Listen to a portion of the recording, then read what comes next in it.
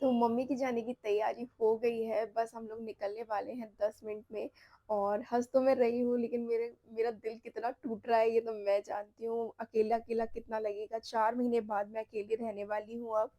तो बस वही कह रही थी मम्मी से, मम्मी मुझे बहुत बुरा लग रहा है, तो मम्मी यही कह रही थी कि है ना, अब वहाँ भी जाना पड़ेगा, ऐसे ही रह लेंगे, कभी यहाँ रह लेंगे, कभी वहाँ रह लेंगे, कोई भी आता-जाता रहेगा यहाँ पर। तो क्योंकि मैं अकेले रहती हूँ ना, तो वो इस वज़ह से मम्मी-पापा को ये लगता है ना कि कोई ना कोई मेरे पास रहे। तो अभी मम्मी जा रही हैं, तो मम्मी ये कह रही हैं कुछ दिन बाद दीदी को भेज देंगे, अगर दीदी के पास टाइम होगा तो दीदी आ जाएँगी, ऐसे करके कोई ना कोई आता-जाता रहेगा, बस यही बात है।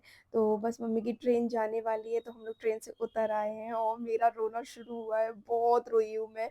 मतलब ट्रेन से उतरते ही मैं बहुत रोई। अंदर मम्मी को भी रोना आ रहा है और बाहर से मम्मी दिख रही थी, तो मैंने सोचा थोड़ा-सा वीडियो बना लेते हैं ऐसे। कितना अजीब है ना, बचपन में कभी मम्मी-पापा साथ नहीं छोड़ते थे, हमेशा साथ रखते थे अपने, और अब इतने बड़े हो गए हैं कि वो अकेले जा रहे हैं, हमें यहाँ अकेला छोड़कर। सब कुछ कितना बदल जाता है, बचपन ही अच्छा होता है सच बताऊँ तो। मुझे सच में बहुत याद आती है बचपन की, जैसे रहते थे साथ में मम्मी-पापा, हम भाई-बहन, वैसा ही क्यों नहीं हो जाता है। बहुत सारी चीज़ें मन में चलती हैं, पर समय है, समय के साथ सब कुछ बदलता है, शादी भी करनी पड़ती है और अलग अपने घर पर भी रहना पड़ता है।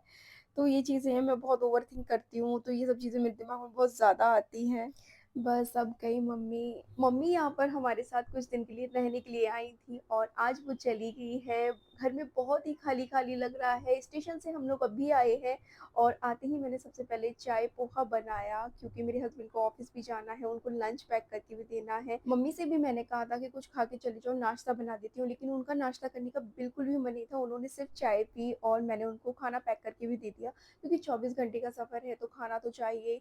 और कुछ चीज़ें और मैंने पैक करके दे दी हैं ताकि उनका सफ़र आसानी से कट जाए, वो अकेली ही गई हैं। इस घर में हम दोनों ही रहते हैं और कुछ दिन के लिए मम्मी आई। घर में इतनी ज़्यादा रौनक बढ़ गई थी, लगता ही नहीं था कहाँ सुबह हो रही है, कहाँ शाम हो रही है, कुछ भी पता ही नहीं चलता था।